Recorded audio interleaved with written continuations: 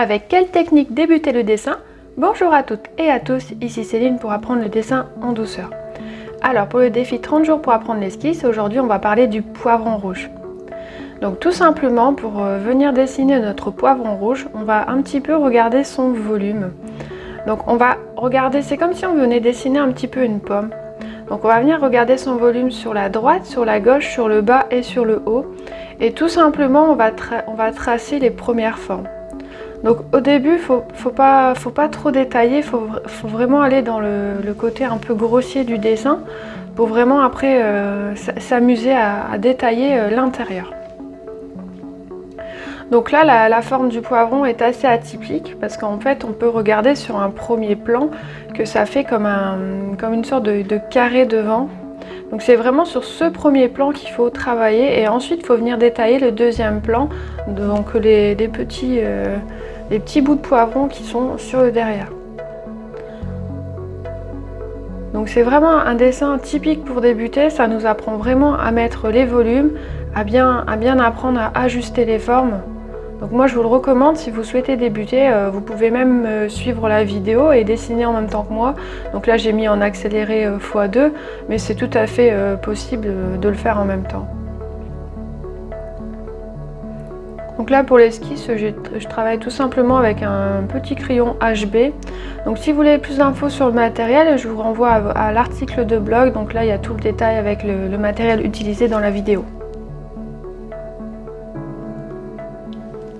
Donc avant de venir mettre les ombres et les lumières, en fait on va vraiment détailler le fruit en fait, le légume en fait, donc le poivron rouge.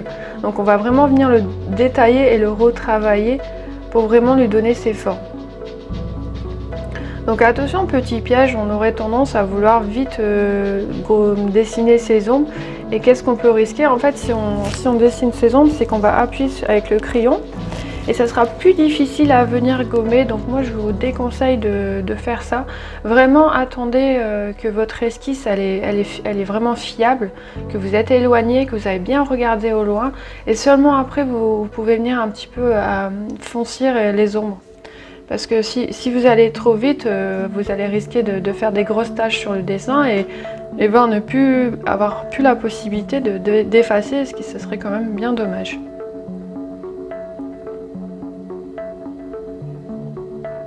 Donc là maintenant que ma forme elle est faite, je peux venir m'amuser à tracer mes ombres parce que je sais que j'aurai pas trop à retravailler dessus.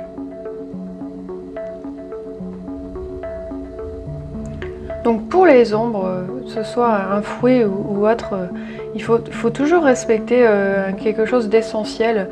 C'est qu'au début en fait on a plusieurs couleurs au niveau de l'ombre, pas couleurs, on a plusieurs intensités, surtout au crayon gris.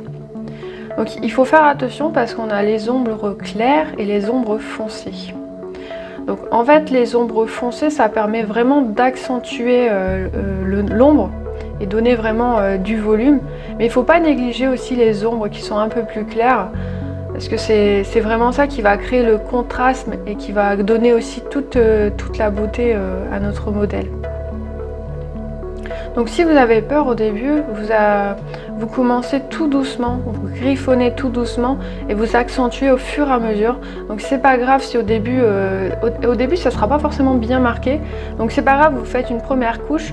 Vaut mieux aller doucement et faire une deuxième voire troisième couche qu'en mettre de trop au début et après que ça soit pas rattrapable ou que ça demande beaucoup de boulot alors que c'était pas nécessaire. Donc là sur le modèle en fait je m'embête pas, je viens tracer directement mes ombres parce qu'en fait j'ai un crayon gomme, donc ça me permet vraiment de détailler l'intérieur. Donc c'est pas grave si j'oublie un petit peu de laisser un peu de blanc sur la feuille parce que je sais que je peux venir gommer. Par contre si vous, votre côté, vous n'avez pas de crayon gomme, il faut bien laisser les lumières sur le dessin. C'est ça qui va donner toute la forme et qui va donner son volume. Donc attention, les ombres et les lumières, c'est quelque chose d'essentiel dans un dessin. Que ce soit du pastel, de la peinture ou de l'aquarelle, il est toujours essentiel d'avoir son côté ombragé et son côté de lumière. Parce que c'est ça qui va donner toute la forme, sinon ça risque d'être plat et ça va faire un peu comme un dessin animé. Donc c'est pour ça que c'est essentiel de ne pas négliger cette étape.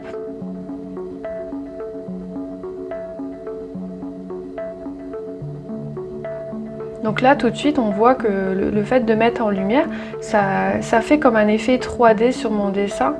Donc on voit vraiment cet effet arrondi de notre poivron.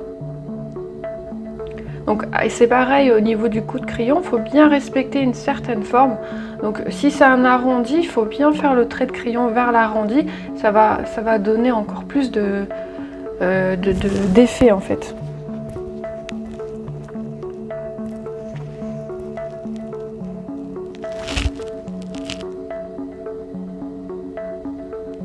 Donc le dessin c'est toujours en douceur. Moi personnellement je préfère travailler en douceur et aller doucement et prendre un peu plus de temps. Mais au moins je suis sûre que ça va, que je vais réussir à me détendre. Parce que c'est vrai que on pourrait avoir un petit peu cette tendance à vouloir aller trop vite. Et le fait est d'aller trop vite, ça peut aussi engendrer du stress dans le dessin. Donc moi je vous recommande toujours de prendre votre temps et d'analyser bien avant. Ça permettra vraiment de vous ressourcer parce que quand on dessine dans la précipitation, ça peut engendrer du stress. Et c'est vrai qu'avec la vie de tous les jours, je pense que c'est important de se ressourcer et de prendre son temps. Donc toujours en douceur, faut pas se mettre la pression. Même si le dessin au début nous satisfait pas, c'est pas grave. Il faudra recommencer. Et souvent dans des dessins, en fait, on pense qu'il est raté, mais en fait, pas du tout. En fait, il faut vraiment le retravailler et pousser un peu plus dans le détail. Des fois, c'est vrai que ça peut être un manque de détail, un manque de lumière, un manque d'ombre. Des fois, il ne faut pas forcément abandonner un dessin, il faut peut-être passer un peu plus de temps dessus. Donc ça, c'est vraiment quelque chose d'essentiel, c'est toujours de prendre son temps. Et si on est un peu frustré, de laisser son dessin et de le recommencer le lendemain ou une journée où vraiment on se sent mieux en fait. Donc c'est super important. Donc il ne faut jamais dessiner en frustration, toujours par plaisir.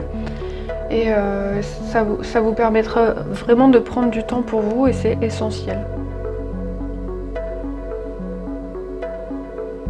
Donc là, sur le poivron, je me suis vraiment éclatée à le mettre en valeur. Vraiment, j'ai passé beaucoup de plaisir à dessiner ce poivron rouge, qui pourtant est un simple poivron, mais pourtant j'ai bien aimé le dessiner. Alors c'est un peu la même technique qu'une pomme en fait. Y a une vidéo juste avant sur YouTube, je vous invite à aller la voir. C'est pareil, je dessine une pomme et c'est un peu le même principe, c'est juste que le tracé n'est pas tout à fait le même, c'est à peu près le même principe.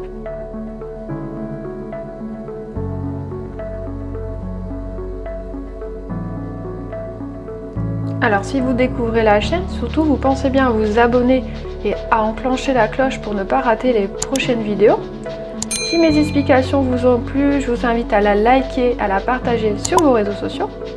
Et si vous voulez aller encore plus loin, je propose un guide gratuit pour apprendre le pastel sec ainsi qu'un cours d'1 heure offert. Et je vous dis à demain pour la suite du défi et bon dessin!